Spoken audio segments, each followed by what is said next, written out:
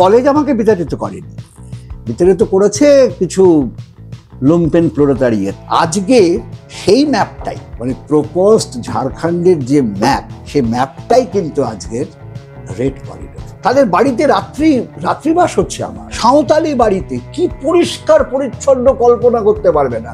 আমি তো নোংরার হদ্দ। আমাদের সম্বল একটা চিঠি, চম্বলে যাচ্ছে একটা চিঠি দিয়ে।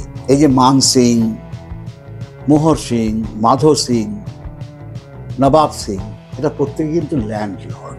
আমি তো কোথাও ক্লাস স্ট্রাগল খুঁজেই পেলাম না। একবার এক্সেপশন ইজ ফুলন দেবী। ফুলনের পথটাই পথ। এই অভয়ার জন্য বিচার চাওয়া, হ্যাঁ, কে তোমাকে বিচার দেবে? পশ্চিমবঙ্গে এখন আর কোনো মাস্টার নেই, নেতারা আছে। তার অপারেশন হচ্ছে। আমি লিখছি কিভাবে, কারণ আমি জানতামই যে এই অপারেশনটার সাথে ও কষ্ট পাবে, ওকে সারা জীবন ধরে ভুগতে হবে, সেটা আমি জানি। কিন্তু এই অপারেশনের সঙ্গে জীবন মরণের কোনো সমস্যা নেই। তো সিনেমাটার থেকে উপন্যাস লিখলাম একটাই কারণে, সিনেমাটা খাজা বানিয়েছি তাই। বিড়ি খেলে যদি বিজ্ঞাপন না হয়, হবে না। আশ্চর্য, বিড়ি খেয়ে বিজ্ঞাপনগুলো হলো। খাদিম সারাদিন তো বিড়ি খেতে খেতে হলো। যদি তুমি বলো যে সব থেকে আদর্শ শিল্প কোনটা, একমাত্র কবিতা বস।